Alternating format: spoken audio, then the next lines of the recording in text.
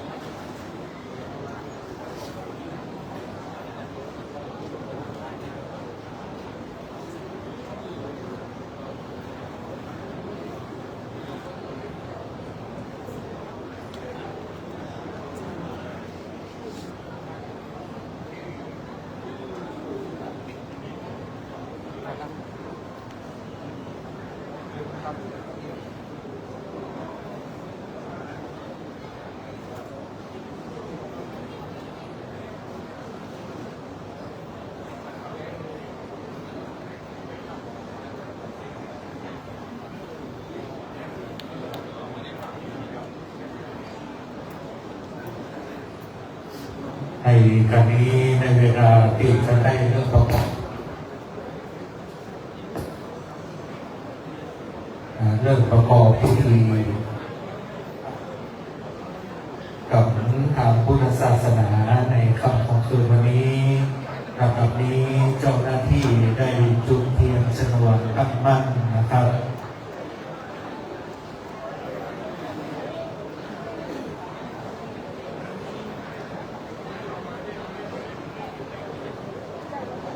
ลำดับแรกเบื้องต้นนั้นกระผมขอกราบนิมนต์หลวงพ่อพระครูจิตตพัฒนากรหลวงพ่อรองเจ้าคณะจังหวัดเชียงใหม่หลวงปู่แม่ฮักสอนธรรมยุทธเจ้าว่าวัดลงธรรมสมาธิได้จุดเทียนผู้บูชาพระรัตนตรัยเป็นลำดับเบื้องต้นขอกราบนิมนต์ด้วยความเคารพนะครับในโอกาสวันนี้ประธานในพิธีจะได้จุดธูปเทียนบูชาพระรัตนตรัยศรัทธาสาธุชนที่อยู่บนศาลาก็ดีตั้งรุ่มตั้งบ้านตั้งเต็นท์ก็ดีได้พนมมือขึ้นสำรวมกายสำรวมวาจาสำรวมใจเข้าสู่พิธีกรรมทางพุทธศาสนาด้วยอาการอันสงบนะครับลำดับไปนั้นก็กระผมขอเรียนเชิญพ่อหลวงชายเด่นใจหาผู้ใหญ่บ้านบ้านกาดสังกะเปกได้เข้าถวายผ่านดอกไม้ขอสมาทานเบญจศีลแล้วแสดงพระธรรมเทศนาเป็นลำดับสืบไปครับหลังจากนั้นพ่ออาจารย์จะได้กล่าวนำไหว้พระสมาทานเบญจศีลเป็นลำดับต่อไปครับ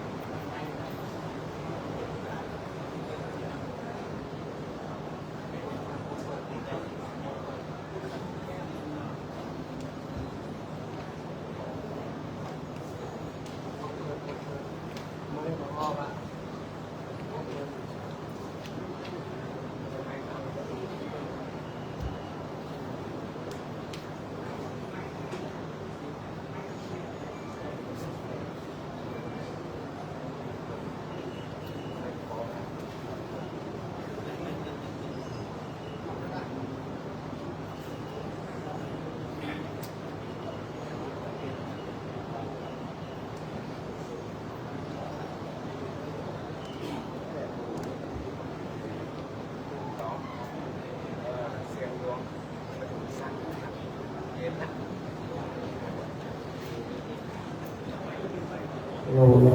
หนึ่งสองสามโลเริ่มก่อนภาพในระดับโอกาสต่อไปก็จะได้กล่าวคำบูชาพระรัตนตรัยไหว้พระสมทานรับเป็นกฐินเป็นระดับต่อไปเน้อครับอิมินา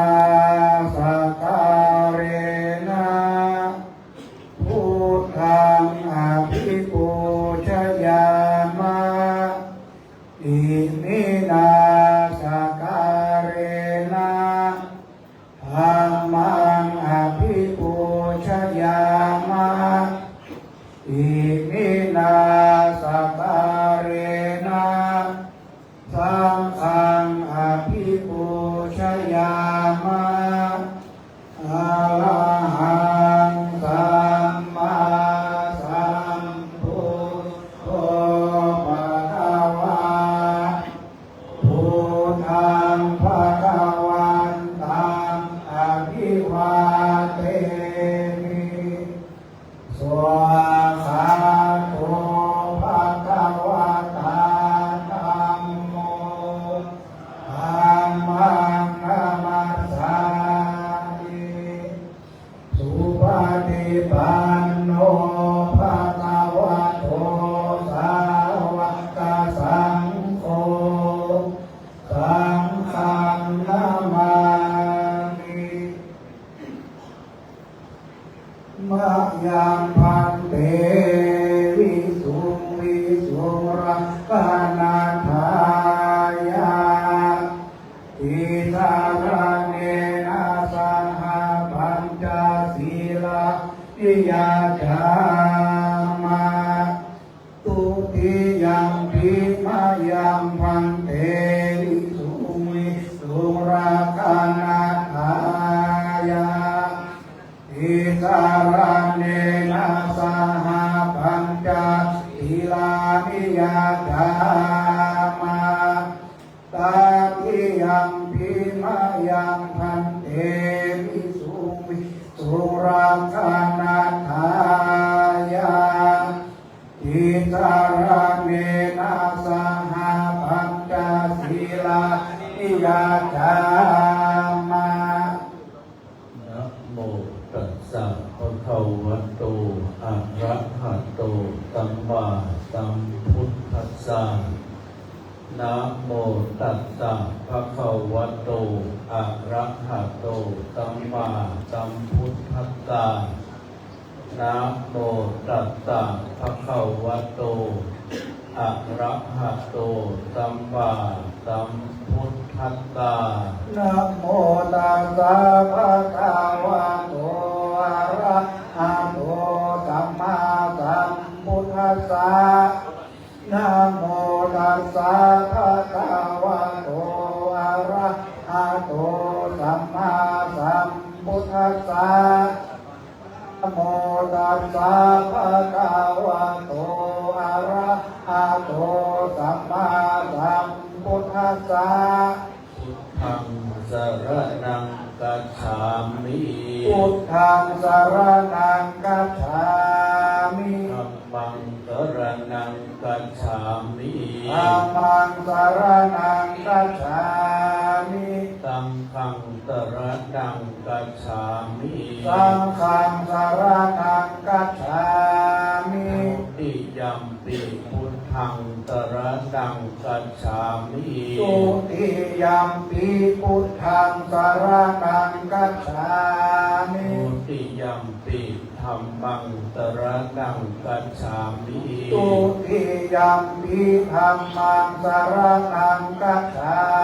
มิ ทุติยัมปิสังฆังสรณังกัจฉามิ ตุติยัมปิสังฆังสรณังกัจฉามิ ตาติยัมปิพุทธังสรณังกัจฉามิ ตามติยัมปิพุทธังสรณังกัจฉามิ ตาติยัมปิธัมมังสรณังกัจฉามิ ตาติยัมปิธัมมังสรณังกัจฉามิ ตาติยัมปิสังฆังสรณังกัจฉามิ ตาติยัมปิสังฆังสรณังกัจฉามิ ปานาติปาตาเวระมณีสิกขาปะตังสมาธิยามิ ปานาติปาตาเวรมณีสิกขาปะทังสมาธิยามิ อาทินนาตานาเวระมณีสิกขาปะตังสมาธิยามิ อาทินนาทานาเวรมณีสิกขาปะทังสมาธิยามิ กาเมสุวิชาจาราเวระมณีสิกขาปะตังสมาธิยามิ กาเมสุนิชาจาราเวรมณีสิกขาปะทังสมาธิยามิ มุสาวาตาเวระมณีสิกขา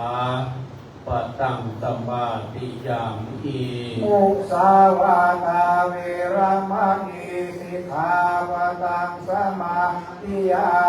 มิ สุราเมรยะมัชฌะปมาทฐานาเวระมณีสิกขาปะตังสมาธิยามิ สุราเมรยามัจจปมาตัฏฐานาเวรมณีสิกขาปะทังสมาธิยามิ อิมานิปัญจสิกขาปตานิสิเรนะสุขติงยันติสิเรนะโภคตัมปทาสิเรนะนิพพุติงยันติ ตัตตมาทิรังวิโสภะเย สาธุ ในสำหรับนี้เจ้าหน้าที่ได้จุดเทียนจำนวนตั้งมั่นในคำรบหนึ่งนะครับ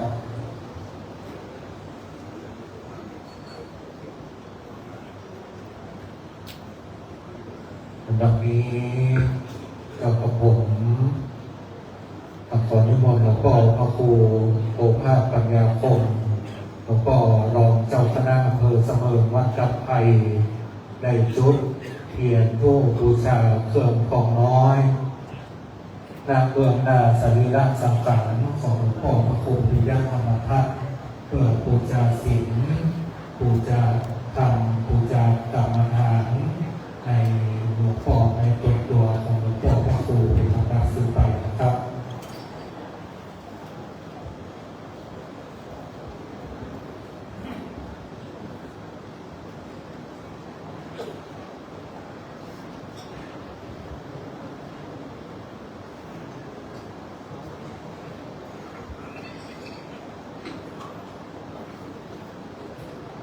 ในลำดับนี้ข้าพ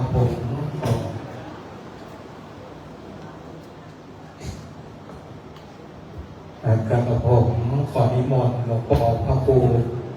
อนุญาณประยุทธ์ของเจ้าคณะอำเภอสันกำแพงวัดม่วงมาได้จุดเทียนส่องธรรมเป็นลำดับสืบไปการวันนี้ขอนิมนต์ด้วยความเคารพนะครับหลวงพ่อจะได้จุดเทียนส่องธรรมบูชาซึ่งพระธรรมอาทิกัลยาณังธรรมเป็นพระพุทธเจ้าอาทิกัลยามีความไพเราะในเบื้องต้นมัจเจกัลยาณังมีความไพเราะในท่ามกลางปริโยสานกัลยาณังมีความไพเราะในที่สุดวันนี้เราตั้งทั้งหลายจะได้สดับรับฟังธรรมเทศนาและธรรมกถึกจากหลวงพ่อพระครูวิมลญาณประยุทธ์เป็นลำดับสืบไปนะครับ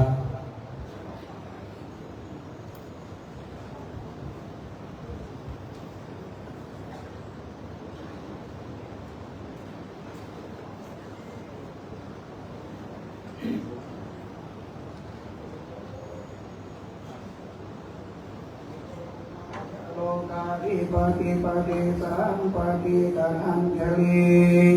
อาภิวรังมายาปินาสันติราสัตตปะปะระทะคาชาติกาเทเสตุงอามังอนุกัมพิมังปัจจัง นะโมตัสสะภะคะวะโตอะระหะโตสัมมาสัมพุทธัสสะนะโมตัสสะภะคะวะโตอะระหะโตสัมมาสัมพุทธัสสะนะโมตัสสะภะคะวะโตอะระหะโตสัมมาสัมพุทธัสสะนัตถิโลเกอนามตังอีธรรมีกถานักโอกาสบัดนี้จะได้แสดงพระสัทธรรมเทศนา เพื่อยกอารักธรรมซึ่งเป็นคำสอนขององค์สมเด็จพระชินวรสัมมาสัมพุทธเจ้าเพิ่มพูนกุศลความดีสัมมาปฏิบัติของคณะท่านเจ้าภาพพร้อมด้วยญาติโยมท่านสาธุชนทุกท่านโอกาสในค่ำคืนนี้ซึ่งคณะสงฆ์ตำบลห้วยทรายมีท่านเจ้าคณะตำบลวัดลาดตองเป็นต้นเป็นประธานเจ้าอาวาสทุกวัดในตำบลห้วยทรายร่วมด้วยคณะสงฆ์ของอำเภอสันกำแพงพร้อมกับได้รับความเมตตาจากเจ้าคณะผู้ปกครองซ ซึ่งมีหลวงพ่อพระครูจิตตพัทราพรซึ่งเป็นรองเจ้าคณะจังหวัดเชียงใหม่ลำพูนแม่ฮ่องสอนวัดหลวงธรรมสามัคคีพร้อมด้วยพี่น้องคณะศรัทธาที่อุปถัมภ์วัดหลวงธรรมสามัคคีหลวงพ่อเจ้าคณะอำเภอดอยสะเก็ดวัดสารคามลำสักหลวงพ่อรองอำเภอเสมิงวัดดับไผ่พร้อมด้วยหลวงพ่อรองเจ้าคณะอำเภอสันกำแพงท่านเจ้าคณะตำบลร่องบัวแดงตำบลวังใต้พร้อมด้วยท่านเจ้าวาดพระภิกษุสงฆ์องค์เด่นทั้งหลายทั้งมวลได้มาร่วมกันเป็นเจ้าภาพในค่ำคืนนี้เพื่อที่จะอุทิศกองกำลังกุศลถวายแด่ดวงวิญญาณของหลวงพ่อพระครูปิยะธรรมทัตซึ่งชื่อเดิมนั้นคือทองอินปิยะธรรมโมนามสกุลวรรณรักษ์ซึ่งได้เจริญอายุได้83 ปี63 พรรษาและตำแหน่งสุดท้ายก่อนที่ท่านจะละสังขารเป็นที่ปรึกษาเจ้าคณะอำเภอสันกำแพงและก็เป็นอดีตเจ้าอาวาสวัดตุ่นต้อมบ้านหม้อแห่งนี้ท่านทั้งหลายหลวงพ่อได้ถือกำเนิดจากครอบครัวบรรณรักษ์เมื่อวันที่18 เดือนกรกฎาคมพ.ศ. 2485และก็ได้ละสังขารวันพฤหัสบดีที่21 สิงหาคม 2568 เวลา 8 โมงครึ่งที่โรงพยาบาลสันกำแพงท่านช่วงนี้ท่านเข้ามาเป็นพระภิกษุสงฆ์ได้สืบทอดอายุพระพุทธศาสนาเป็นลูกศิษย์ตถาคตความดีความชอบหลายอย่างที่ทุกท่านได้ประพฤติปฏิบัติในวินัยของสงฆ์เรียกว่าปฏิบัติศาสนกิจของพระพุทธศาสนาได้รับการแต่งตั้งคือเป็นเจ้าอาวาสวัดตุ่นต้อมบ้านหม้อแห่งนี้ตั้งแต่ 2502 จนถึงปัจจุบัน 2568 เป็นเวลาอยู่66 ปีท่านทั้งหลายเป็นเจ้าคณะตำบลห้วยทราย 2533 ถึง 2551 เป็นเวลาอยู่18 ปี เป็นองค์พระอุปชาหรือว่าเป็นพ่อคนแม่คนที่บวชบุรบุตรของคณะทาญาติโยมทั้งหลายที่มีความเชื่อมั่นเอาลูกหลานเข้ามาบวชตั้งแต่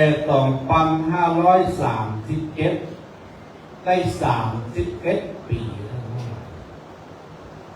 เป็นรองเจ้าคณะอำเภอสันกำแพง 2551 ถึง 2565 ได้ 14 ปีจากนั้นก็ตำแหน่งสุดท้ายก่อนที่จะละสังขารเป็นที่ปรึกษาของหลวงพ่อเจ้าคณะอำเภอสันกำแพง 2565 จนถึงปัจจุบันใช้เวลาอยู่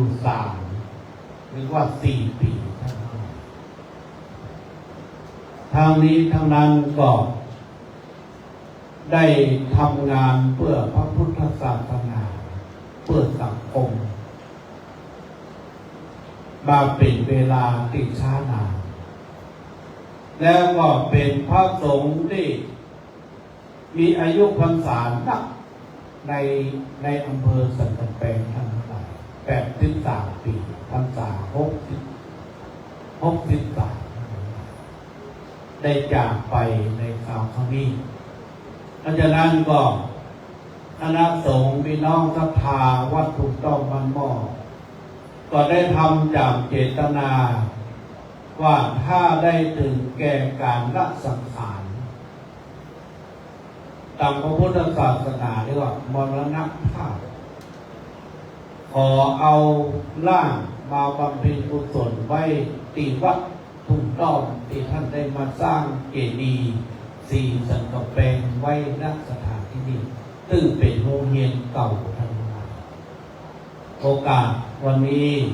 คณะสงฆ์ที่ได้กล่าวนามไปแล้ว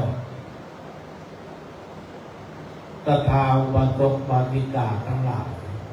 ก็ได้พร้อมเพรียงกันตั้งแต่วันที่ได้ส่งน้ำหรือว่ารดน้ำศพแต่คืนนี้เป็นคืนสุดท้ายวันพรุ่งนี้ก่อนจะบำเพ็ญกุศลตัตมวานครบ7 วันในวัดปิดโต๊ะตามประเพณีและโอกาสคืนนี้หลวงพ่อเจ้าหน้าอำเภอสันกำแพงได้มีโอกาสได้มาแสดงธรรมได้ตั้งเอาพุทธปฏิทินขององค์สมเด็จพระสัมมาสัมพุทธเจ้าไว้ณเบื้องต้นนั้นว่านัตถิโลเกอนามตังซึ่งแปลเป็นใจความว่าไม่มีสถานที่ใดไร้คนตายในพื้นผิวโลกใบนี้ที่เราทุกท่านอยู่เนี่ยทุกที่ทุกหย่อมหญ้าถ้ามีมนุษย์ผู้ประเสริฐหรือว่าแม้กระทั่งสัตว์เดรัจฉานอาศัยอยู่ความตายย่อมจะเกิดขึ้นในสถานที่นั้นเป็นธรรมดาเพราะมันเป็นสัจธรรมของมนุษย์เราทั้งหลายทุกรูปทุกนามถืออุบัติขึ้นมาอุปาทะเกิดขึ้นที่ติดตั้งอยู่พังคักก็คือดับไปเตสังโมปัสสโมสุโขการที่มนุษย์หญิงชายทั้งหลายรวมทั้งพระสงฆ์องค์เนรเพราะว่าจะอยู่ในระดับไหนชนชั้นไหนเข้าไปสงบซึ่งสังขารนั้นเป็นสุขอย่างยิ่งทั้งหลายเหมือนหลวงพ่อพระครูปิยะได้ไปนอนอยู่ในโลกสี่เหลี่ยมผืนผ้าในขณะนี้ตอนท่านมาท่านก็มาคนเดียวตอนไปท่านก็ไปคนเดียวท่านแล้ววันที่ได้มารดน้ำศพหลวงพ่อก็มีโอกาสได้มาร่วมกับคณะสงฆ์มหาเถระพระเถระซึ่งมีหลวงพ่อที่ปรึกษาจังหวัดเชียงใหม่วัดเกศยอดหลวงพ่อจังหวัดเชียงใหม่ปัจจุบันรองจังหวัดครูบาอาจารย์มาเป็นจำนวนนักศรัทธาญาติโยมทั้งหลายได้ส่งน้ำหรือว่ารดน้ำศพที่มือหลวงพ่อกับมือวิเคราะห์ด้วยตัวเองนั่นทั้งหลายประกาศถึงว่าคนเฮานั้นเฮาเกิดมาแล้วเรามามือเปล่าแล้วเฮาก็ไปมือเปล่าน้ำนี่เรายดลงไปที่เฮารดน้ำที่มือของหลวงพ่อพระครูปิยะธรรมทัศน์น้ำหยดเดียวท่านก็สามารถจะยึดเอาไว้ได้ทั้งหมดแล้วทีนี้มานึกถึงตอนที่ได้คลอดออกมาจากท้องแม่ครั้งแรกสุดนึกถึงภาพมนุษย์เราทุกรูปทุกนามท่านสาธุชนครูบาอาจารย์ทั้งหลายเสียงแรกที่เราเปล่งออกมาจากที่เราคลอดจากท้องแม่ขึ้นมานั้นก็คือเสียงร้องไห้ยังบอกพอละอ่อนน้อยกว่านั้นจะกำมือเอาไว้แน่นท่านทั้งหลายซึ่งประกาศว่าเกิดมาแล้ว จะต้องไปยึดถืออันนี้ต้องเป็นของเราอันนั้นต้องเป็นของเราผลสุดท้ายบัดสามารถจะเอาติดตัวไปได้แม้แต่ลมหายใจของเรายังเอาไปตัวมาได้เพราะฉะนั้นการแสดงธรรมในค่ำคืนนี้หลวงพ่อได้ตั้งพุทธปฏิเอาไว้นัตติโลเกอนามันตังไม่มีสถานที่ใดไร้สุดตาแต่จะขอยกเอาหลักธรรมเกี่ยวกับเรื่องชีวิตกับความตายในด้านหลวงพ่อพระครูปิยะธรรมทัศน์ได้ถือกำเนิดมาจากครอบครัวบรรพบุรุษแต่ได้มีบุญเข้ามาบวชเป็นสามเณรได้เป็นพระเจ้าแล้วก็ได้เป็นพระสงฆ์มหาเถระได้รับเลือกตั้งหลายตำแหน่งที่ได้กล่าวไปแล้วหลวงพ่อท่านเป็นพระผู้ถือหลักปฏิบัติอยู่4 ข้อซึ่งปฏิบัติงดงามตามพระวินัยซึ่งเป็นแบบฉบับของสงฆ์ที่พระพุทธเจ้าได้วางกฎบัญญัติเอาไว้ในพระพุทธศาสนา2ทำตนให้เป็นเนื้อนาบุญของพุทธศาสนิกชน3มีศีลจารวัตที่งดงามมีความเห็นที่บริสุทธิ์ตามแนวของพระพุทธศาสนาและประกาศที่4เชิญชวนพุทธศาสนิกชนทั้งหลายเพื่อดำเนินในทางสร้างสรรค์ก็คือความดีเพื่อจะเพื่อชีวิตของเราท่านทั้งหลายนั้นได้ดำเนินไปสู่จุดหมายปลายทางก็คือความอยู่เย็นเป็นสุขเจริญรุ่งเรืองในหน้าที่การงานทั้งหลายหลวงพ่อได้เดินทางมาถึง83 ปีทั้งหลายชีวิตมนุษย์เราทั้งหลายเนี่ยครูบาอาจารย์ทั้งหลายที่นั่งต่อหน้าญาติโยมท่านสาธุชนทั้งหลายรวมทั้งที่กำลังฟังหลวงพ่อจะนำเพลิงสังฆแปลงติดเขามีชีวิตย่างเข้าถึงเลข4เลข5เลข6เลข7เลข8ชีวิตทุกท่านเนี่ยกว่าจะมาถึงวันนี้โชคดีนักได้ผ่านพ้นอุปสรรคมาหลากหลายใช้ขันติวิริยะประคองกายทั้งดีร้ายได้ผ่านพบประสบมาด้วย2 มือ1 สมองและ2 เท้ากว่าจะมาเป็นตัวเราสู้ฟันฝ่าได้ซึมซับกับสรรเสริญและนินทาคือคุณค่าตามลิขิตชีวิตจริงท่านทั้งหลายเพราะฉะนั้น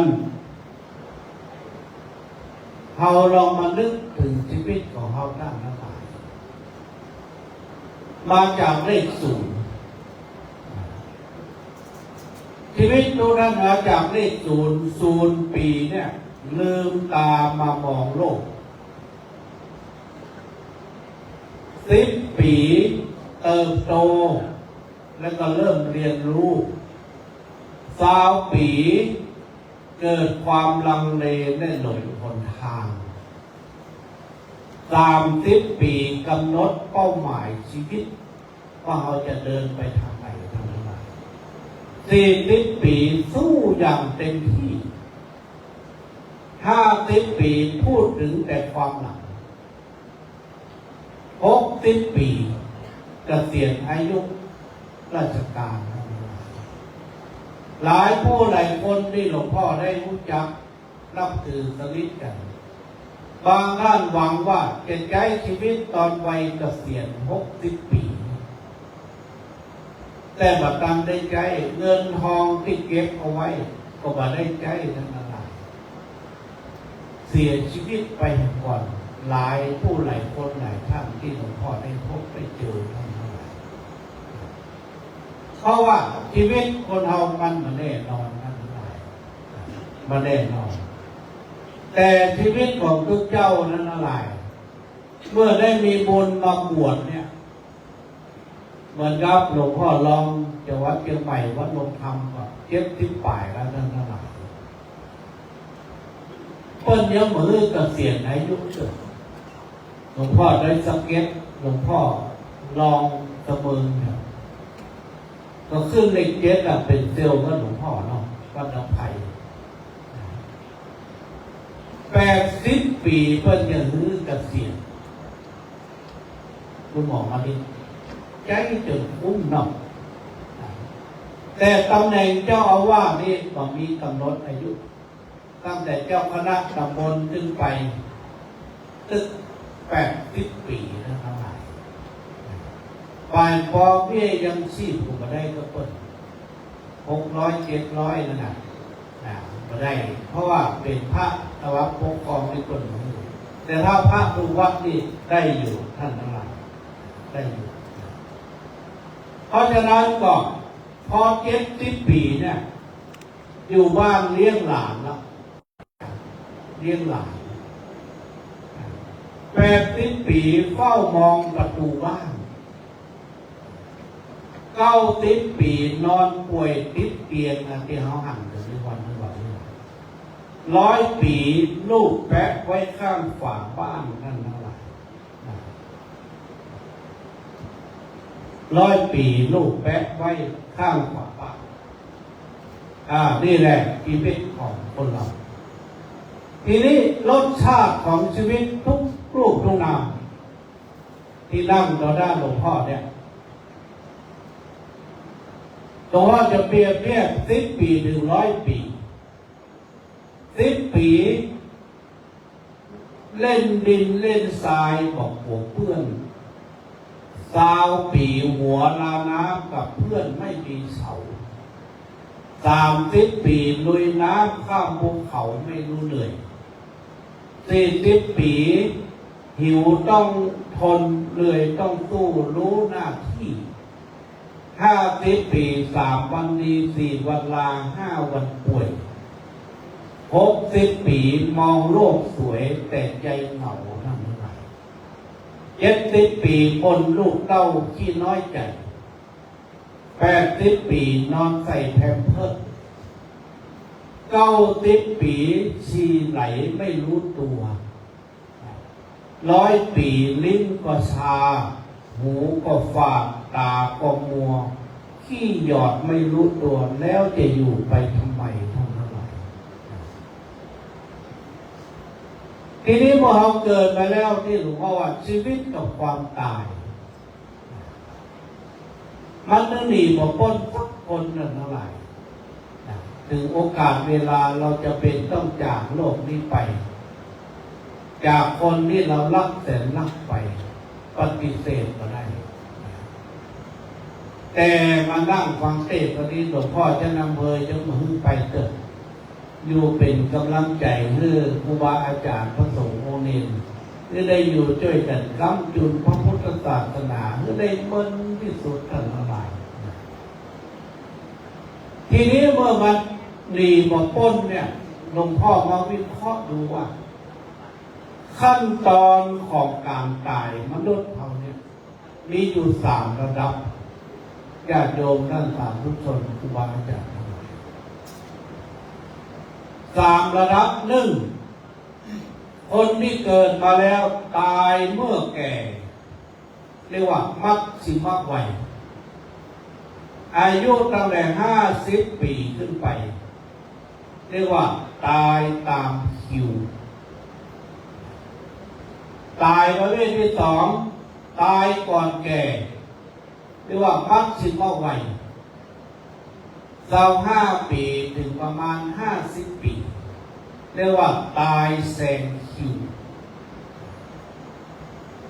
อันดับที่3ตายโดยไม่มีโอกาสจะรู้คำว่าแก่คือละอ่อนที่แรกเกิดตั้งแต่ไหนไปถึงประมาณ25 ปีเรียกว่า ตายลักคิวสร้างประกาศนี้ครับแล้วทีนี้ในวัยและชีวิตของคนเฮาเนี่ยท่านทั้งหลายช่วงที่เราดำเนินชีวิตอยู่กันหนึ่งวันเนี่ยสิ่งที่จะทำเมื่อเราสบายอกสบายใจก็คือการสร้างบุญสร้างกุศลให้กับตัวเองให้กับสังคมให้กับพระพุทธศาสนาเหมือนญาติโยมหลายท่านเนี่ยที่นั่งต่อหน้าหลวงพ่อเนี่ยไปที่ไหนก็เจอกับสร้างบุญกุศลเหมือนกับคุณโยมปนอมเนี่ยหลวงพ่อก็เจอบ่อยวันนั้นก็ไปรอพุทธรูปที่วัดสันติกีตำบลต้นเป่าร่วมกับหลวงพ่อรองจังหวัดวัดหลวงธรรมหลายท่านที่หลวงพ่อคงจำที่นั่งเลยเนี่ยสร้างแต่บุญสร้างแต่กุศลบุญแปลว่าความดีกุศลแปลว่าความฉลาดทีนี้หลวงพ่อไปอ่านเจอหนังสือเล่มหนึ่งวันนี้เลยเอามาขยายให้ทุกท่านได้เอาไปขยายต่อโบราณสอนเรื่องของการทำบุญไว้อยู่4 วิธี วิธีที่ 1บุคคลที่ทำบุญด้วยตนเองแต่บัชักชวนหรือผู้อื่นทำถือว่าตัวเก่ามีเงินในสตางค์ทำคนเดียวก็ได้เราจะเป็นต้องไปบอกบุญหรือไผ่ลวกแต่ถ้าเราจะมาย้อนถึงเกี่ยวกับต้นไม้ที่อยู่ในบริเวณวัดบางหม้อที่นี่ท่านทั้งหลายต้นไม้ต้นนั้นมันจะชูช่อแผ่กิ่งก้านสาขาให้นกคือกับคือมนุษย์เราได้อยู่อาศัยร่มเงา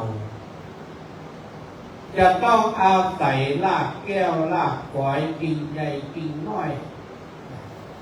คือผู้คนทรัพย์ได้อยู่อาศัยจะขึ้นมาโดเดงลำต้นนั้นเดียวนี้มันเป็นไปไม่ได้ทั้งหลายถ้ามันมีรากแก้วรากฝอยทั้งหลายยึดไว้เพราะฉะนั้นคนเราเกิดมาจะใหญ่แค่ไหนมีเงินมีทองนักแค่ไหนเขาก็สามารถจะอยู่คนเดียวได้ทั้งนั้นและพระเจ้าดึงเปรียบที่ว่าการทำบุญด้วยตนเองแต่ไม่ชักชวนผู้อื่นท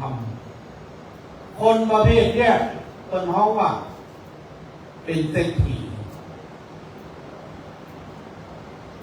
ชาวบ้านเขาว่าเป็นคนรวยนะครับแต่จะไม่มีบริวารทำบุญแบบชักชวนหรือคนอื่นทำรวยเนี่ยแต่คนเนี้ยจะก็มีบริวารจะอยู่โดดเดี่ยวเดียวดาย2คนที่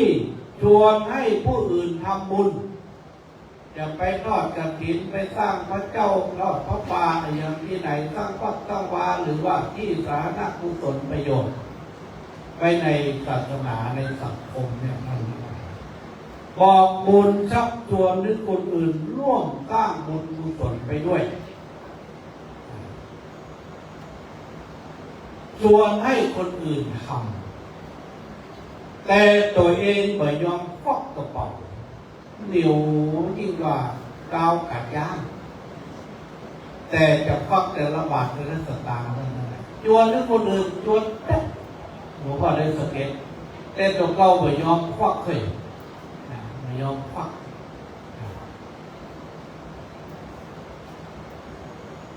คนประเภทนี้มีบริวารแต่ยากจนมันมีสตางค์มันมีหลงเข้าแวบก็คือเงินนั่นเองเหมือนพระสงฆ์พระเจ้าครูบาอาจารย์เนี่ยที่พามาเนี่ยก็จะทอดพระป่าช่วยพระสงฆ์พระเจ้าที่อาพาธที่ตึกตงเชียงใหม่ก็ไปประกาศศรัทธาญาติโยมทุกวันพระช่วยกันร่วมกันบริจาคแล้วสเก็ตก็ไปสะเบิงก็ไปสักกะแปงก็ไปหลวงพ่อก็ไปร่วมมานั้นเฉพาะสักกะแปงของเราได้เงินอยู่1,779,888 บาทเท่านั้น หลวงพ่อประเมินเลยตะเกียบดีใจเจ้าอาวาสทั้งหลายหลวงพ่ออำเภอรองอำเภอก็ควักกระเป๋าแล้วก็โยมที่ศรัทธาถวายซองวันเกิดการไปนั่งปั่นปอนไปรับพยาทานก็เอาปัจจัยตัวนั้นไปนำศรัทธาญาติโยมแต่ละวัดละวาก็ได้เจ้าหน้าที่ตึกตกเพราะว่าพอดีได้เงินประมาณเกือบ12 ล้านที่ทอดพระป่าตึกส่งอาภาพที่ผ่านมาท่านทั้งหลายทีนี้ข้อที่ 3เกิดมาก็เคยทำบุญ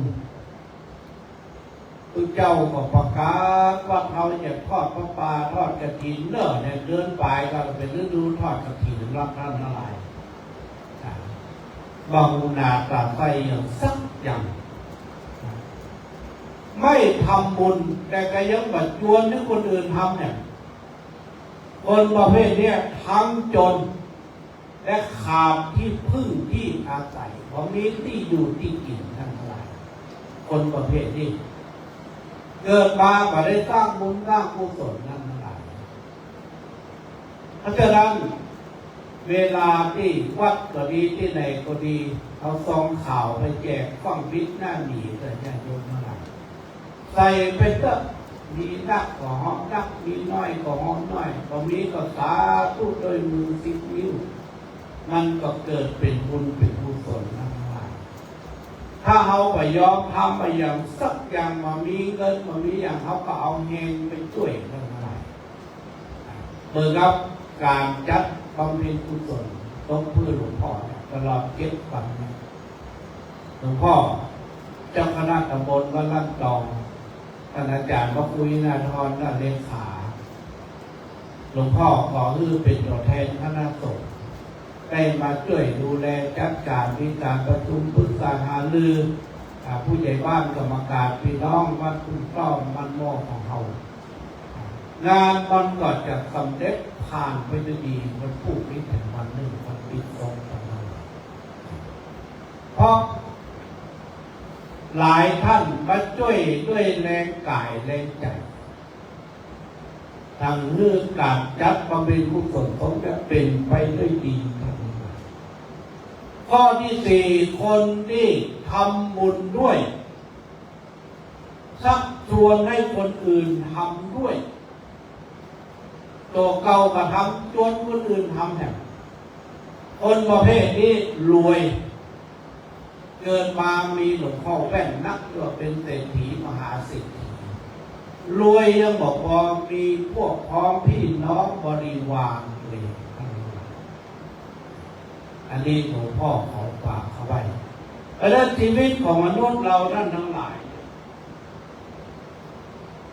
ทุกรูปทุกนามทุกระดับทุกชนชั้นเขาเกิดมาบนกองดินพื้นแผ่นดินที่เขาอยู่อาศัยทุกวันนี้เสร็จเรียบร้อยแล้วหากินบนกองงานหากินบนกองงานแล้วซุกสำราญบนกองเงินเสร็จแล้วกำลังเดินไปสู่กองฟอนแล้วก็นอนอยู่บนกองไฟสุดท้ายเหลือแค่กองกระดูกเท่านั้นก็มีอยู่แค่นี้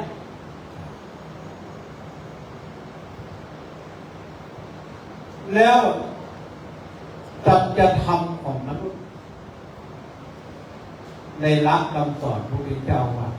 มนุษย์เขาเกิดมาถึงวันเนี่ยเขาอยู่ได้แค่3 วันเท่านั้นเมื่อวานนี้วันนี้และวันพรุ่งนี้แต่วันนี้มันผ่านออกมาแล้วแต่วันนี้ก็คือกำลังฟังหลวงพ่อจะนำเบอร์สักแปลงเทศนาธรรมเสร็จแล้วก็ปิดไปบ้านวันพรุ่งนี้ก็ไปเยี่ยมการทำหน้าที่ของตัวเองทำอะไรอยู่ได้แค่3 วันแต่บางครั้งวันนี้บางผู้บางคนท่านอะไรยังบ่มีโอกาสได้รู้ว่าวันพรุ่งนี้มันจะเป็นยังไง มือนที่เขาหันไปร่วมการร่วมงานบางทีปิดไปนอนแล้วก็มาตื่นคนนี้ลวดไปให้น้ำแล้วคนนี้ให้เราเห็นอยู่ไหวครั้งท่านเพราะฉะนั้นเมื่อเราเกิดมาแล้วว่าเขาหนีบ่พ้นก็คือเรื่องความตายเกิดมาแล้วใจชีวิตที่มันคุ้มนั่นทั้งหลายที่เขาเกิดมาเป็นมนุษย์เตือนทุกคนอาจจะมีอดีตมีปัจจุบันและมีอนาคตอดีตที่มันผ่านเรามาเนี่ยมันสอนให้เราเจอสิ่งต่างๆนานา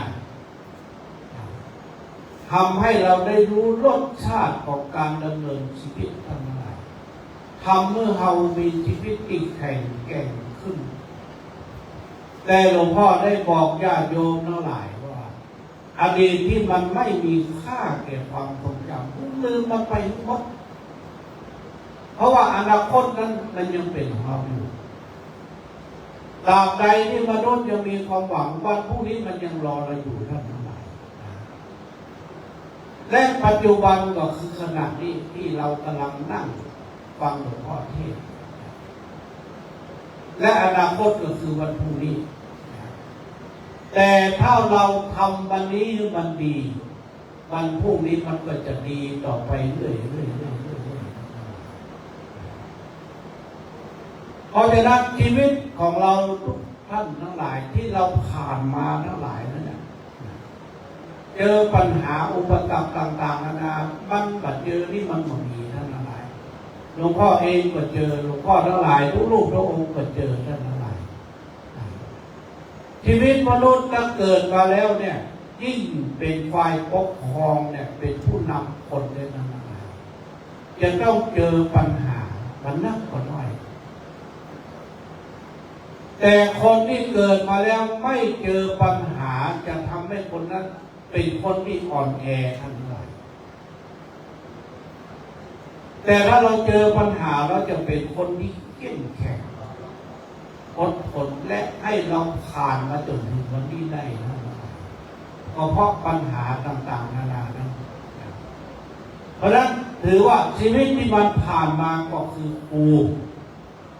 ชีวิตที่เราท่านทั้งหลายเหลืออยู่เนี่ยมันก็คือโอกาสที่เราจะสร้างความดีให้กับตัวเองให้ครอบครัวให้สังคมให้กับพระพุทธศาสนาดังนั้นชีวิตทุกคนที่อยู่บนโลกมันเนี่ยมันไม่มีอย่างที่เที่ยงแท้แน่นอนแต่ก็ขอให้เราได้ทำใจไอ้ยังจะเกิดมันก็เกิดไอ้ยังจะดับมันก็ดับไอ้ยังมันจะเป็นของเขามันก็คือเป็นถ้ามันไม่เลยอย่าไปฝืนมาทำมันเอาทุกข์ทันทีเกิดมาแล้วนี่ใหญ่ได้ก็เล็กได้รวยได้ก็ทุกข์ได้จนได้แข็งแรงได้ก็อ่อนแอได้ทั้งหลายเกิดได้ก็ตายได้ไม่มีใครอยู่คำฟ้าไอ้ด้านพระพุทธเจ้าถึงสอนว่าเราอย่าไปหลงตัวเองอย่าไปทะนงตัวเองอย่าไปลืมตัวเองสวรรค์ไม่มีถ้าเราไม่ทำบุญนรกไม่มีถ้าเราไม่ทำบาปคุกก็มีถ้าเราไม่ทำผิดศัตรูก็มีถ้าเราไม่คิดร้ายกับผู้อื่นชีวิตมนุษย์ทุกคนก็คือการเดินทางไอ้อย่างมันจะเกิดขึ้นเขาจะต้องเดินไปข้างหน้าขึ้นมาได้ข้อสำคัญเราอย่าไปหยุดอยู่กับที่หลายคนบางท่านชีวิตอาจจะแก้ไขในอดีตไม่ได้ท่านทั้งหลายแต่เราสามารถที่เราจะสร้างอนาคตของเราได้เพราะฉะนั้นชีวิตมนุษย์ทุกรูปทุกนามทุกวันเนี่ยที่เกิดมาเนี่ยเราเกิดมาแล้วเพื่อที่เรารอความตายที่มันจะมาถึงโอกาสข้างหน้าของเราเขาได้ทุกสิ่งทุกอย่างมาเรารอเวลาที่มันจะต้องเสียจากเราไป เขามีทุกสิ่งทุกอย่าง เพื่อที่จะรอเวลาที่มันจะหมดจากเขาไปกันนั่นแหละเขาพบเขาเจอทุกสิ่งทุกอย่าง เพื่อรอเวลาที่จะต้องจากเราไป เกิดมาเนี่ยของฮักตัวเองนึกนักที่สุดท่านทั้งหลายบางมีไผ่ฮักเขาก็ฮักตัวเก่าเย่อะไรฮักตัวเก่าลูกเจ้ามาก็ส่องหน้ากระจกยิ้มมือตัวเก่าไผ่เจ้าเขาเป็นบีบ้าเจ้าหมดเลยเราให้กำลังใจตัวเองหลวงพ่อเลยสังเกตด้วยกำลังใจตัวเองฮักตัวเองนึกนักที่สุดในนั้นโลกของเรามันมามีอย่างเท่แท้แน่นอนนั่นทั้งหลายเพราะทุกผู้ทุกคนในโลกไปเนี่ยโลกก็คือละครปวงนิกรเราท่านเกิดมาต่างไล่ลำทำปีท่าตามลีลาของบทละครบางครั้งก็เศร้าบางครั้งก็ทุกข์หัวอกสะท้อนมีรักมีร้างมีจากมีจองพอจบละครชีวิตก็ลาเหมือนกับหลวงพ่อพระครูปิยะทองอินลา83 ปี63 พรรษาเท่านั้นฉากสุดท้ายของละครชีวิตทุกรูปทุกนามยอดจะต้องไปนอนอยู่ในโลกสี่เหลี่ยมผืนผ้าสมบัติที่ธรรมชาติคือมนุษย์ทุกรูปทุกนามหลวงพ่อก็จะได้รับเจ้าญาติโยมมาหลายครูบาอาจารย์ทุกรูปทุกองค์ก็ได้รับเจ้าได้สมมติคือกว้างศอกยาววาหนาคืบมันคือมาอย่างสมบัติกว้างศอกยาววาหนาคืบก็คือที่ที่เราจะสลายร่างลงไปนอนเหมือนกันวัดท่านทั้งหลายรถด่วนขบวนสุดท้ายที่ทุกคนจะเป็นต้องนั่งปฏิเสธไม่ได้ ก็คือเชิงตะกอนเพราะฉะนั้นมาคนเดียวก็ไปคนเดียวสู้มาทั้งชีวิตผลสุดท้ายเหลือแค่บุญกับบาปที่จะตามเราทั้งหลายไปแม้แต่ลมหายใจเรายังไม่ใช่ของเราทั้งหลายเพราะฉะนั้นในโลกใบนี้ไม่มีสิ่งไหนมนุษย์เราจะได้มาเปล่าโดยไม่ต้องลงทุนช่วงที่เรามีชีวิตดำเนินชีวิตเราจะต้องลงทุนด้วยการสร้างบุญคือความดีกุศลก็คือความฉลาดทั้งหลายทุกสิ่งทุกอย่างมันจะได้มาเปล่าเนี่ยมันเป็นไปก็ได้ทั้งหลายเราจะเป็นต้องลงทุนถ้าเราไม่เก็บเราจะไม่เติบโตไม่รู้คำว่าเติบโตถ้าเฮาบ่เสี่ยงเฮาบ่ได้ผลตอบแทนถ้าเฮาบ่ฮักเดียวใจเดียวเฮาก็บ่ได้รักที่มั่นคงทั้งหมดถ้าเฮาไม่เชื่อใจเราก็ไม่ได้มิตรภาพจากคนอื่นถ้าบ่มีระเบียบวินัยก็ไม่ได้ผลลัพธ์ไม่มีจินตนาการก็ไม่เห็นโอกาสทั้งหลายเพราะนั้นหลวงพ่อขอฝากในการแสดงพระสัทธรรมเทศนาในค่ำคืนนี้ท้ายสุดแห่งการแสดงพระสัทธรรมเทศนาในค่ำคืนนี้หลวงพ่อพระครูปิยะธรรมทัพทองอินปิยะธรรมโมบรรลักษ์เกิดมาดีเพราะมีบุญอยู่ดีเพราะมีคุณสุดท้ายไปดีเพราะมีบุญทั้งนั้นเกิดมาดีเพราะมีบุญได้มาบวชเป็นสามเณรเป็นตุเจ้าได้เป็นตุหลวงได้เป็นเจ้าคณะตำบลได้เป็นพระอุปัชฌาย์ได้เป็นพระครูจันตยบัตรได้เป็นรองเจ้าอำเภอแล้วก็ได้เป็นที่ปรึกษาเจ้าคณะอำเภอตะกแปงคณะสงฆ์อำเภอตะกแปงทั้งหลายถือว่าเกิดมาเพราะมีบุญแล้วก็ได้มรณภาพในผ้าเหลืองในผ้ากาสาวพัดเลยทั้งหลายอยู่ดีอย่างมีคุณ ระยะที่ท่านบวชท่านใช้ชีวิตดำเนินเจริญรอยตามรักคุณธรรมขององค์สมเด็จพระสัมมาสัมพุทธเจ้าตามครูบาอาจารย์มาประพฤติปฏิบัติทำเมื่อท่านเป็นพระที่เป็นที่เคารพนับถือของคณะสงฆ์ญาติโยมนักสาธุชนทั้งหลายทั้งมวลที่ได้มาร่วมกันเป็นเจ้าภาพในค่ำคืนนี้สุดท้ายไปดีเพราะมีบุญคุณงามความดีท่านได้สร้างเอาไว้83 ปี60 พรรษาแล้วก็วันนี้คณะสงฆ์ตำบลห้วยทรายกันกับแปลงญาติโยมนักสาธุชนหลวงพ่อรองจังหวัดเชียงใหม่วัดองค์ธรรมพี่น้องศรัทธาวัดองค์ธรรมสามัคคีได้มาร่วมเติมบุญทั้งหลายนี่ร่วมกับคณะสงฆ์กับแปลงแล้วก็ตำบลห้วยทรายตัวก็ถ้าท่านสามารถที่จะลุกขึ้นมาในขณะที่ได้ก็คงจะมาขอบอกขอบใจยินดีที่ท่านรับสังขารไปแล้วคณะสงฆ์ประธานญาติโยมทั้งหลายมาลืมท่าน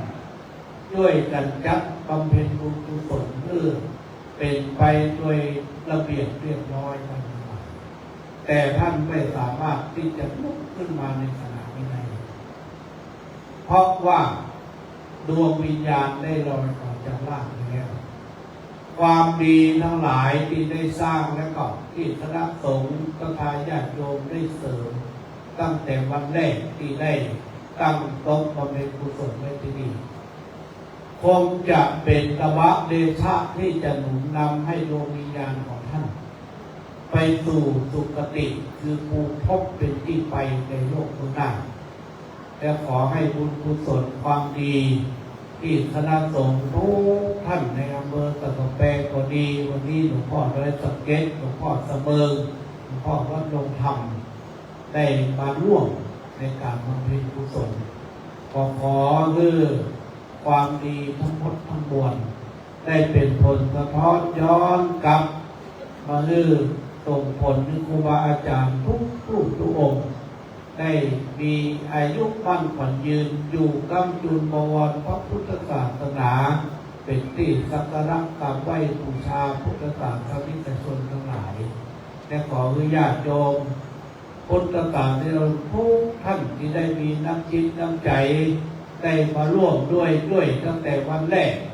ถ้าเป็นเจ้าภาพผ้าไตรก็ดีผ้าบางสกุลก็ดีเครื่องสังฆทานก็ดี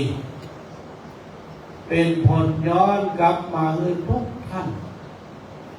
ได้มีการดำเนินชีวิตเพื่อได้ไปสู่จุดหมายปลายทางทำมาก้าวขึ้นเจริญรุ่งเรืองอายุมั่นขวัญยืนเพื่อจะอยู่เป็นล่มโพล่มไทรเมื่อกับครอบครัวลูกเต้าหลานเหลนช่วยกันกำจุนบวรพระพุทธศาสนา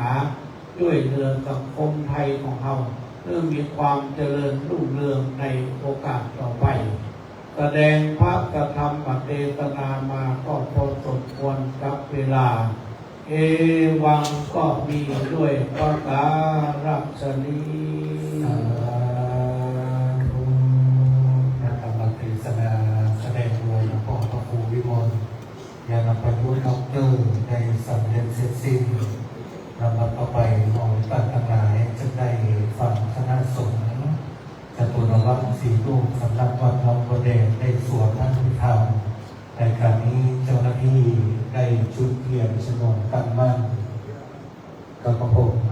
จะได้ขอกราบอาราธนานิมนต์หลวงพ่อพระครูพิทักษ์อรัญญวัฒน์หลวงพ่อรองเจ้าคณะอำเภอดอยสะเก็ดวัดป่าฝางได้จุดเทียนบูชาพระอภิธรรมเป็นลำดับสืบไปนะครับ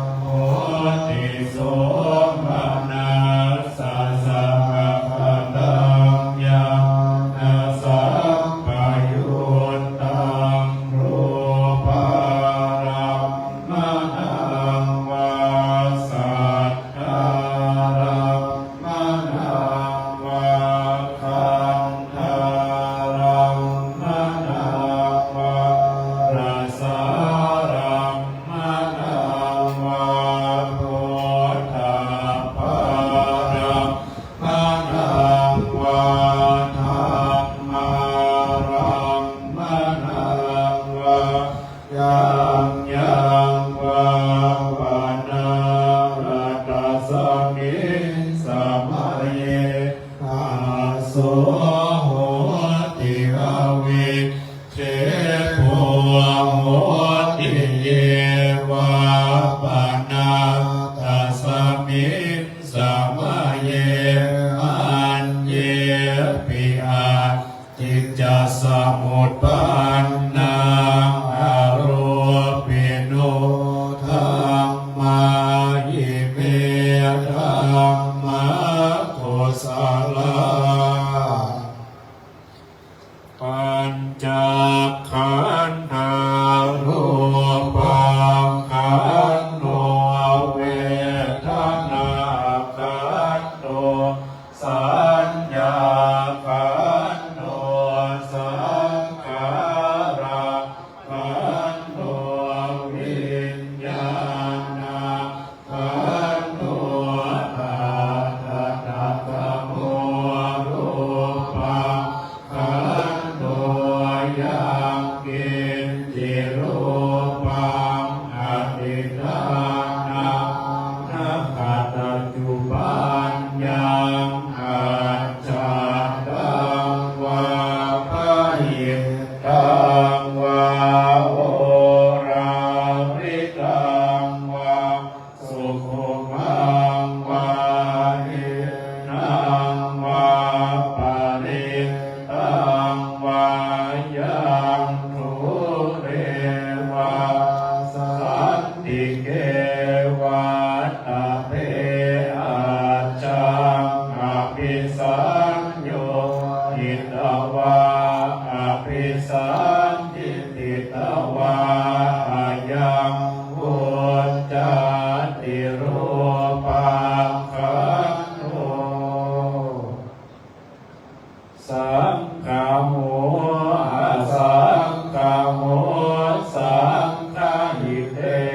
นะอาสังฆหิตังอาสังฆหิเตนะสังฆหิตังสังฆหิเตนะสังฆหิตังอาสังฆหิเตนะอาสังฆหิตังสัมปโยโควิปโยโคสัมปโยเตนะวิปโยตังวิปโยเตนะสัมปโยตังอาสังฆหิตังจาปัญญาติโยปัญญปัญญาติยายาปัญญปัญญาติตาตุปัญญาติสัจจปัญญาติหินสียปัญญาติปุคละปัญญาติกิตตาวตาปุคละนังปุคละปัญญาติสัมมายวิมุตโตอาสัมมายวิมุตโตปุปปะธัมโมอะปุปปะธัมโมปริหานธัมโมอะปริหานธัมโมเจตนา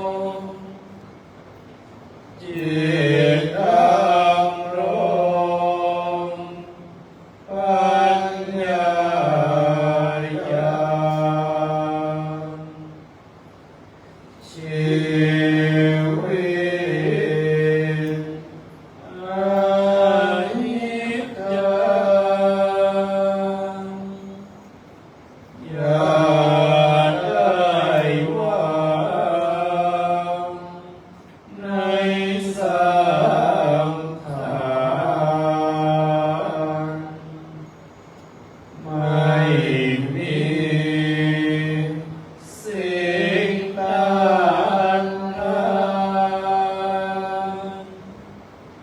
เมื่อถึงคราวมรณะ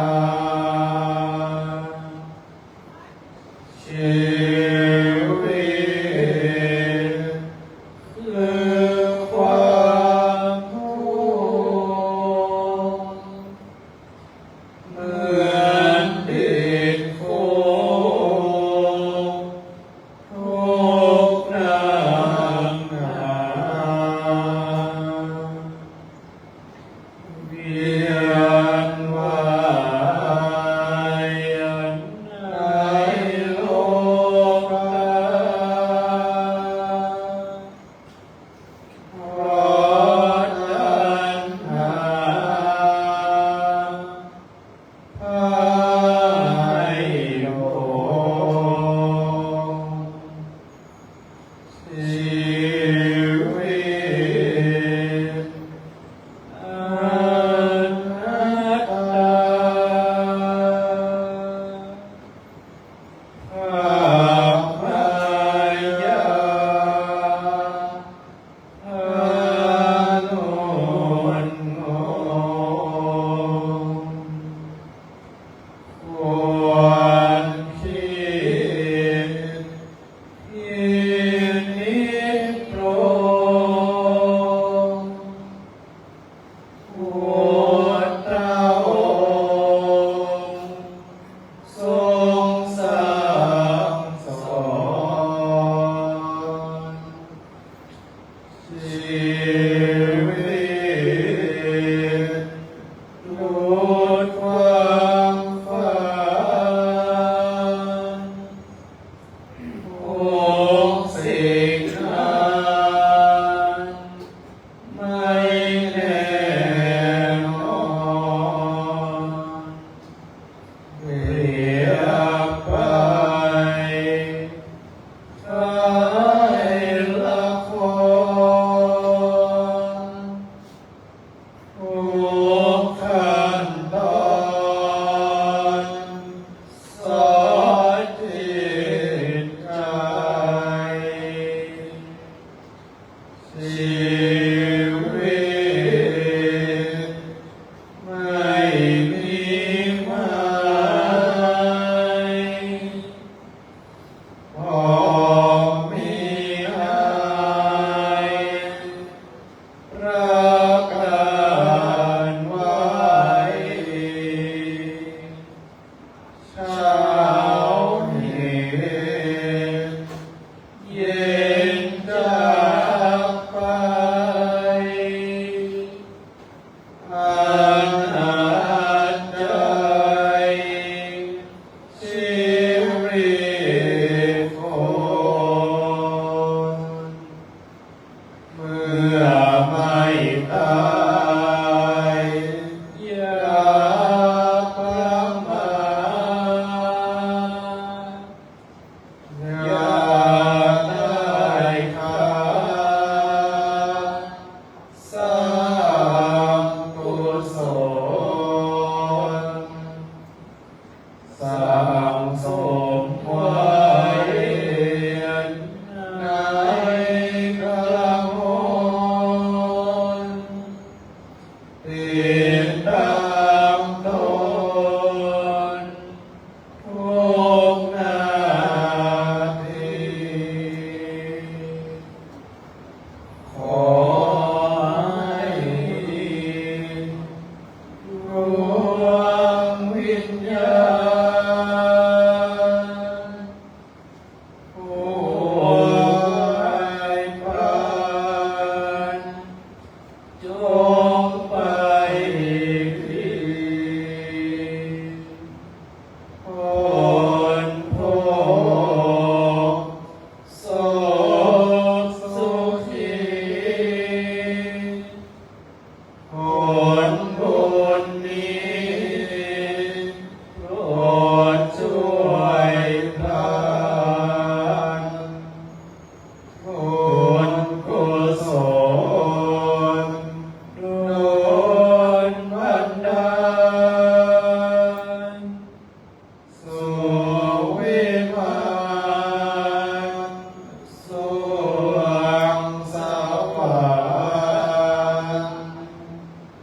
เวยสุขทุกคืนวันบนสวรรค์นิรันดร์เถิดเหตุปัจจโยอารัมภณปัจจโยอาติปฏิปัจจโยอนันตรปัจจโยสัมอนันตรปัจจโยสหชาตปัจจโยอัญญมัญญปัจจโยนิสยปัจจโยอุปนิสยปัจจโยปุเรชาตปัจจโยปัจจาชาตปัจจโยอาเสวนปัจจโยกัมมปัจจโยวิภักปัจจโยอาหารปัจจโยอินทรียปัจจโยชานะปัจจโยมัคคปัจจโยสัมปโยชน์ปัจจโยวิทโยชน์ปัจจโยอาทิปัจจโยนาทิปัจจโยวิคัตปัจจโยอวิคัตปัจจโย สาธุคณะสงฆ์องค์สวดจตุรวังสำนักวัดหนองบัวแดงได้สวดพระอภิธรรมเป็นที่สำเร็จเสร็จสิ้นลำดับนั้นเจ้าหน้าที่ได้ลาดผ้าปูสายโยมจัดเตรียมสถานที่เสร็จแล้วจะเป็นการเข้าพ่อผ้าปังสุกุลพ่อผ้าไตรปังสุกุลจำนวน3 ชุดด้วยกันนะครับในโอกาสนี้นำเรียนเชิญญาติพี่น้องญาติของหลวงพ่อพระครูปิยะธรรมทัตนะครับได้เป็นตัวแทนญาติพี่น้องในการมอบผ้าปังสุกุลและมอบผ้าไตรปังสุกุลนะครับ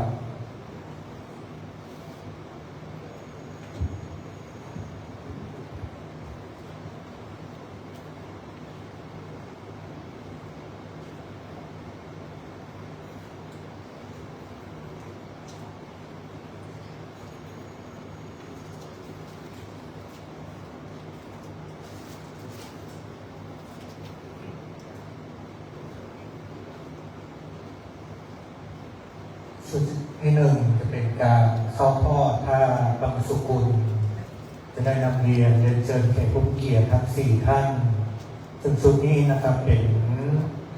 ชุดของโยมอุปถากศิษยานุศิษย์ในตัวของหลวงพ่อ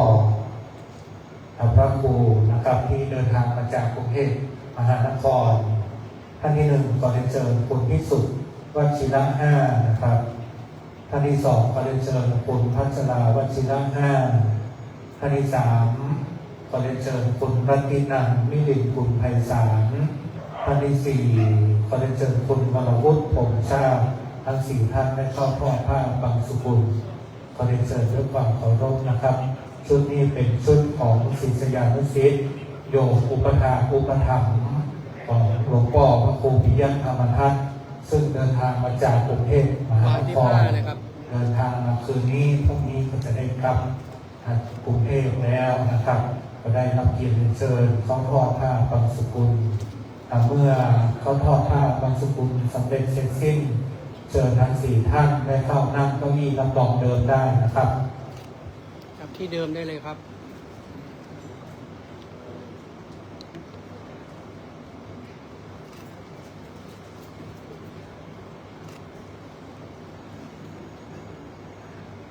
ชุดที่2จะเป็นชุดของตัวแทนอาสาผู้ชนตัวแทนพี่น้องคณะศรัทธาหอกันทั้งหลายทั้ง4 ท่านขอนำเรียนรายชื่อดังต่อไปนี้เรียนเชิญท่านนายกชนะนันท์กันตีฟองนายกเพิ่มเทศมนตรีตำบลอ่อนใต้นะครับ เรียนเชิญท่านสมศักดิ์วงศ์แก้วแปลงอดีตนายกเทศมนตรีตำบลอ่อนใต้เรียนเชิญท่านเบอร์เทพใจศรีอดีตนายกเทศมนตรีตำบลอ่อนใต้ท่านสุดท้ายเรียนเชิญแม่ประนอมคุณแม่ประนอมเทพพรปัญจากิจนะครับทั้ง4ท่านได้เข้าทอดผ้าบางสุกุลเรียนเชิญยกกองเคารพนะครับ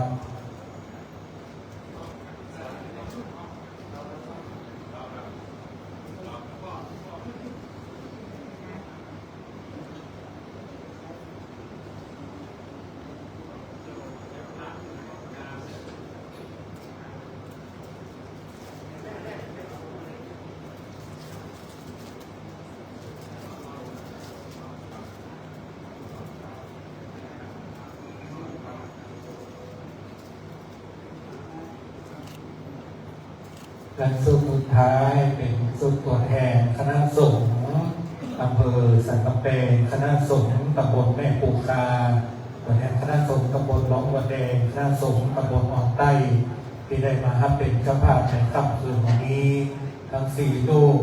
รูปที่1กรรมผมขอนิมนต์กราบนิมนต์พระครูวินัยพรชัชวาลชวนาปัญโยเลขานุการเจ้าคณะอำเภอสันกำแพงวัดพระสิงห์รูปที่2ขอนิมนต์พระครูสังฆรักษ์พรเขมัญจิโตเจ้าอาวาสวัดสันติกีนาเลขานุการรองเจ้าคณะจังหวัดเชียงใหม่ลำพูนแม่ฮ่องสอนธรรมยุทธรูปที่3ขอนิมนต์พระครูอัมพวันศิลป์สังวรวัดม่วงเขียวรูปที่4คนนิมนต์พระธิการสนันจิตตธโมวัดปู่คาใต้ได้เมตตาเข้าทอดผ้าไตรบางสุกุลทั้ง4รูปขอนิมนต์ด้วยความเคารพนะครับ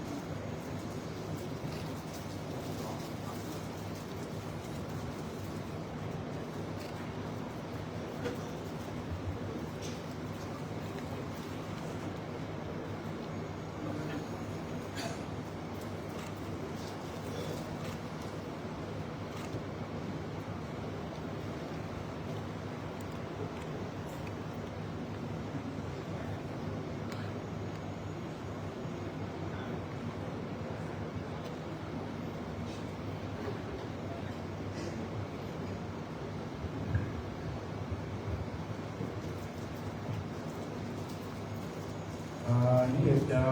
วัฏสังขาราโอปาทวยคัมยิโนโอปัจจิตวันเทโรชันติเตสังโอปัสสโมสุโขอานิจจาวัฏสังขาราโอปาทวยคัมยิโนโอปัจจิตวันเทโรชันติเตสังโอปัสสโมสุโขอานิจจาวัฏสังขาราโอปัฏฐวยธัมมิโนโอปัจจิตวันเทโรชันติเตสังโอปัสสโมสุโข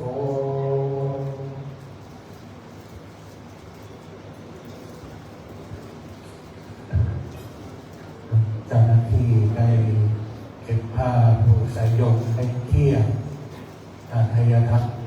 เครื่องสังเกตนะครับ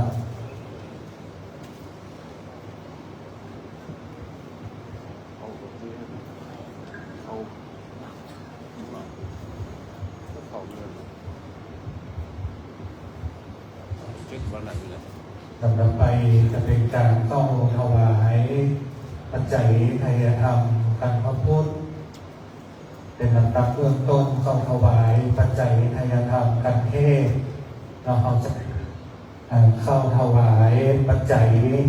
ให้ธรรมแด่หลวงพ่อพระครูโอภาสปัญญาคมรองเจ้าคณะอำเภอเสมิงวัดน้ำไทยหลวงพ่อพระครูพิทักษ์อรัญญวัฒน์หลวงพ่อรองเจ้าคณะอำเภอโดยสเก็ตวัดประฝางซึ่งทั้งสองรูปในวันพรุ่งนี้นั้นหลวงพ่อได้ติดภารกิจก็ได้เดินทางมาวันนี้ของคณะศรัทธาเฮาก็จะได้ถวายก่อนลำดับเบื้องต้นนั้นเป็นการเข้าประเคนปัจจัยทายธรรมกันพระพุทธกับพระผมตอนนี้มนต์หลวงพ่อพระครูมงคลศิลวงศ์หลวงพ่อเจ้าคณะอำเภอดอยสะเก็ดวัดสารกลางบางสันเมืองว่าได้เข้าถวายปัจจัยไทยธรรมกันพระพุทธเป็นลำดับเบื้องต้นขอนิมนต์ด้วยความเคารพนะครับ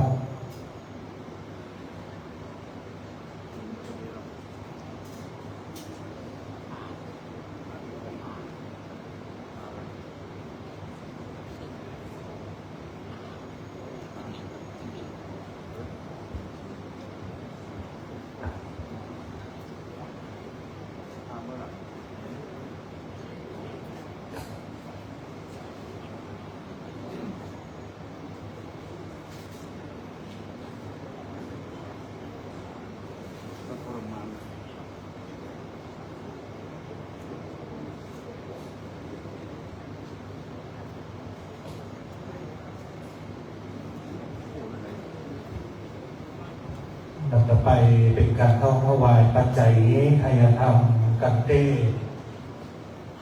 กรรมผมขอนิมนต์หลวงพ่อพระครูจิตตพัฒนาพรหลวงพ่อรองเจ้าคณะจังหวัดเชียงใหม่ลำพูนแม่ฮ่องสอนธรรมยุทธวัดหลวงธรรมสามัคคีได้เข้าถวายปัจจัยไทยธรรมกันเต้เป็นลำดับไปขอนิมนต์ด้วยความเคารพครับ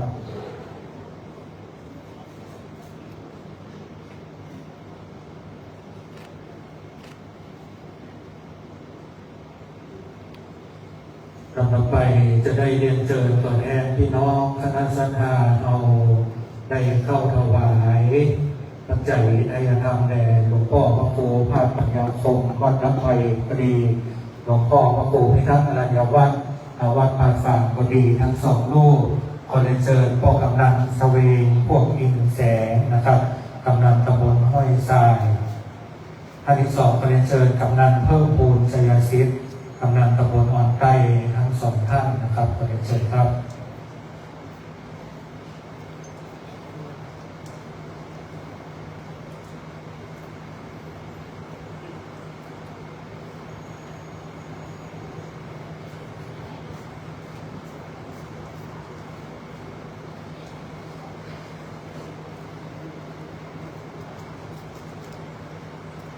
ต่อไปจะได้นิมนต์ตัวแทนคณะสงฆ์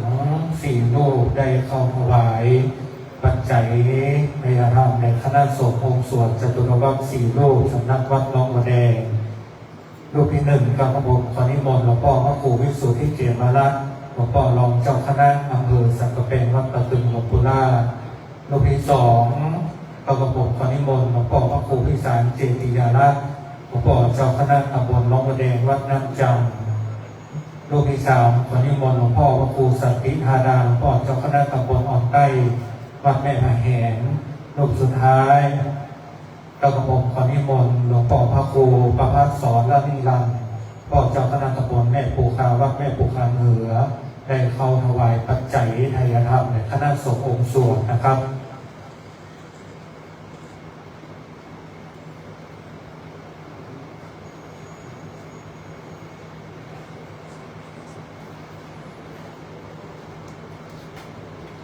ท่านสุดท้ายขอเรียนเชิญพ่อหลวงวรวิทย์บุญกสรนะครับพ่อหลวงวัดไม้ไซหมู่ที่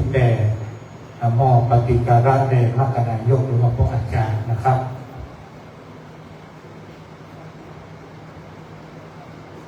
หลังจากนั้นพี่น้องศรัทธาเฮาเตรียมที่กวดน้ำตั้งอกตั้งใจให้ปอดเป็นลำดับต่อไปครับ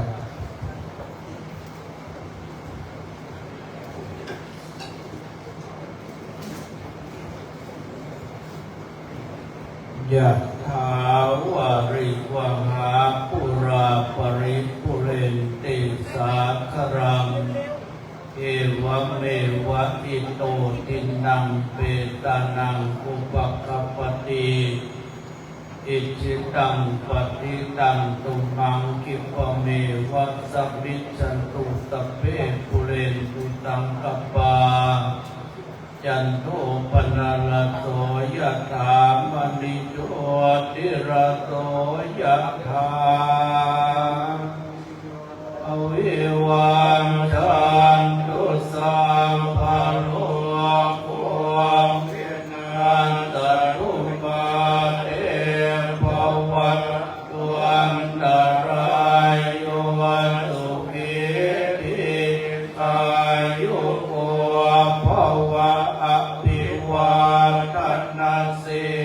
ริสนิจังวุฒาปัจจายโนจันทโรธรรมาวันทันติอายุวันโนสุขังภาลังยัญจะโพธังกินาทินาสังฆามิสุปฏิทิตาติขันรัตตังนิทายาตถานัสโสอุปกัปปติโสยติธรรมโมจะอายังนิทัสสิโตเปตานักพุทธาจักตาหุราราภลันจะพิพุทธมนุษย์ปฏินังตุเม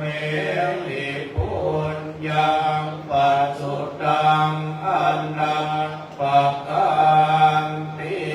ภวัตตุสัพพมังคลังคันตุสัพพเทวตาสัพพพุทธานุภาเวนัสสะโสติภวันตุเตภวัตตุสัพพมังคลังรักขันตุสัพพเทวตาสัพพธัมมานุภาเวนัสสะโสติภวันตุเตภวัตตุสัพพมังคลังรักขันตุสัพพเทวตาสัพพสังฆานุ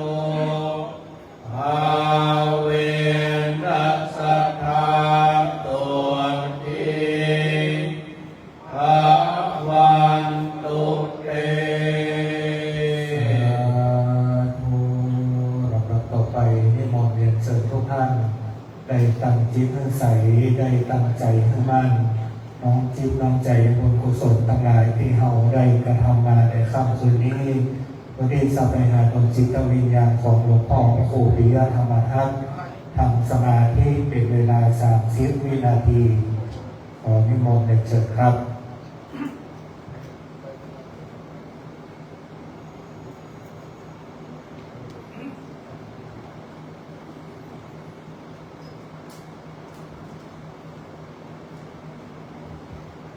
พอสมควรแก่เวลานะครับ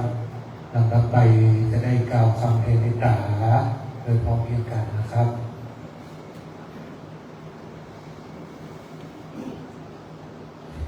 อิตังทานาธัมมังนิพพานาปัจจโยตุโนนิจังอิตังศีลธัมมังนิพพานาจโยโหตุโนนิจังอิตังภาวนาปานาปัจจโยโหตุโนนิจังอินทิกุสลังสัพพังกัมมังสัพเพนิกาเตนิกาตังปุญญังโนนุโมตันโตสุนันโต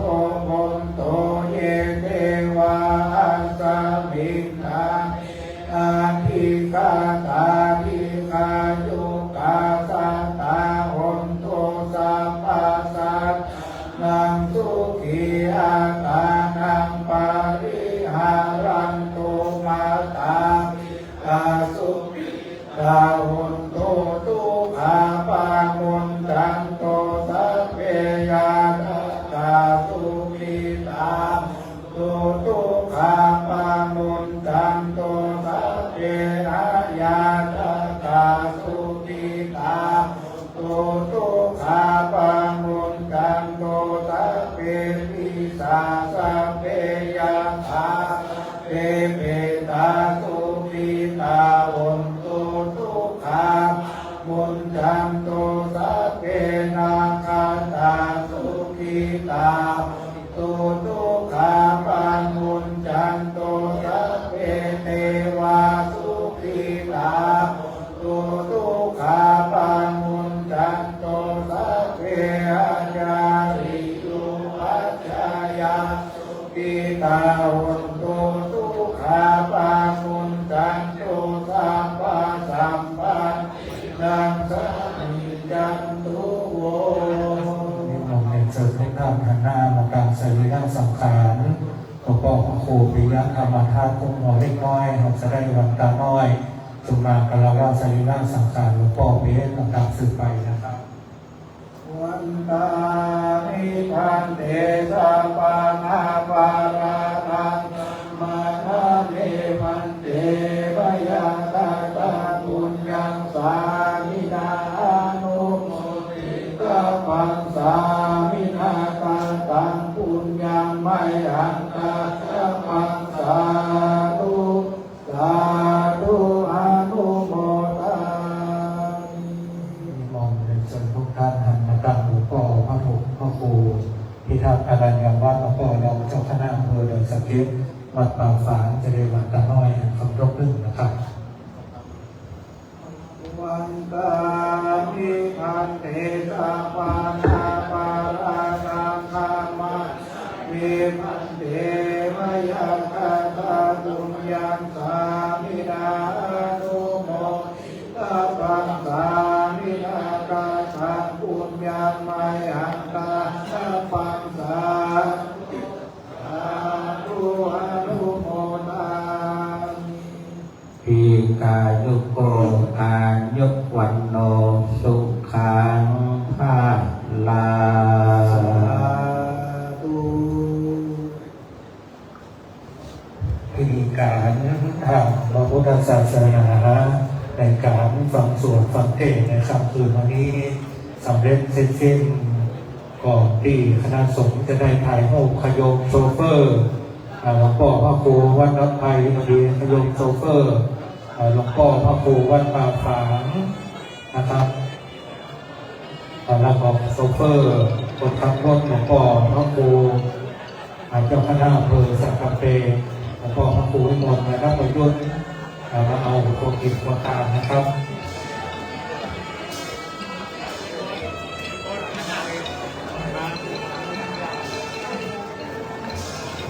หลังจากนั้นขอนิมนต์คณะสงฆ์ทุกรูปนะครับได้ถ่ายรูปเป็นที่ระลึกนะครับคณะสงฆ์อำเภอสังกะเปคณะสงฆ์ตำบลแม่ปูคาตำบลวัดกระเดงคณะสงฆ์ตำบลบางไก่คณะสงฆ์วัดนนทธรรมสระพีคณะสงฆ์หลวงพ่อวัดน้ำไผ่ที่คนไทยเขาบอกครับนะครับหลวงพ่อครับคณะสงฆ์อำเภอดอยสะเก็ดก็ดีนะครับอันนี้มนต์ทุกรูปถ่ายภาพครับนะครับถ่ายภาพอันนี้มนต์นะครับอันนี้มนต์คณะสงฆ์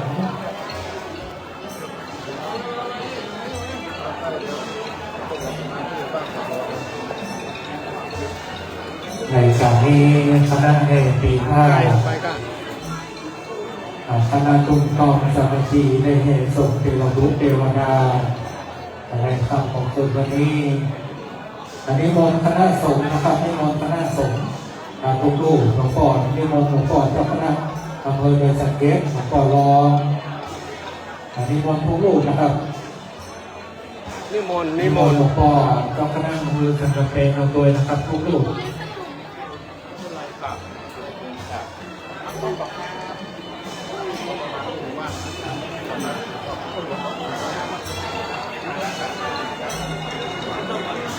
อันนี้มนต์ครับนี่มนต์ครับอันนี้ขาวว่าโคกระเอื้อนี่มนต์ครับ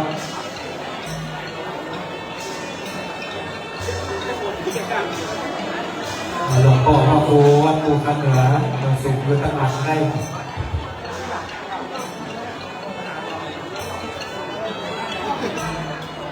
อันนี้มนต์พระสงฆ์สามเณรทุกรูปเลยนะครับมนต์เลยนะครับตอนนี้ก็ตำบลอ่อนใต้เราเตรียมตัวเด้อทางพ่อนายกปสทเขาต่อจากนี้นะครับพ่อกำนันพ่อหลวงได้ยิน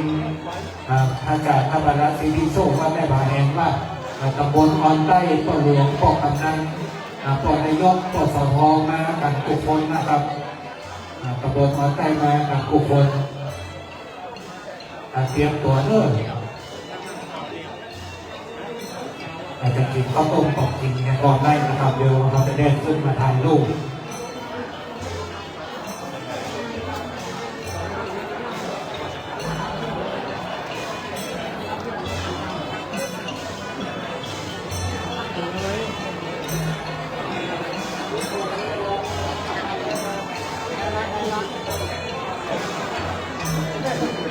โอเคครับ ได้แล้วครับนะครับ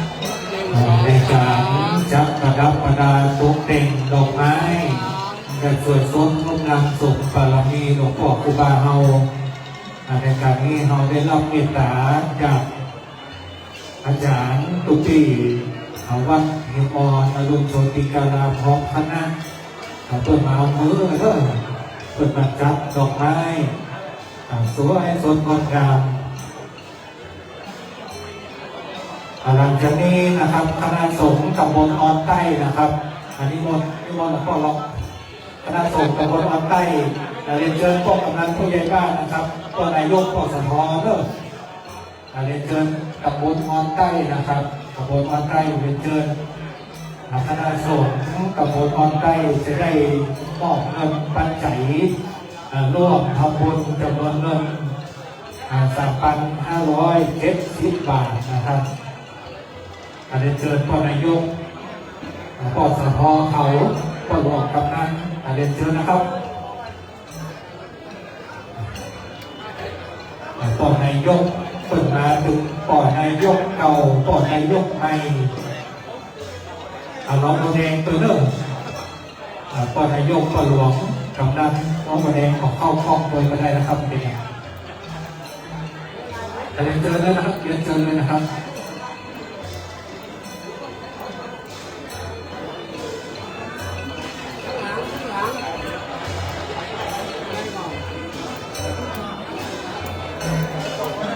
ตำบลน้องมะเนงด้วยนะครับตำบลน้องมะเนงนะครับหนึ่งสองสามหนึ่งสองสามครับได้ได้ ในนามตัวแทนพี่น้องคณะสมาวัดทุ่งก้อกราบขอบพระคุณในเมตตาจิตเมตตาธรรมคณะสงฆ์คณะสมาผู้คนทุกท่านทุกรูปทุกตนนะครับ ฮะเป็นไลฟ์เหรอ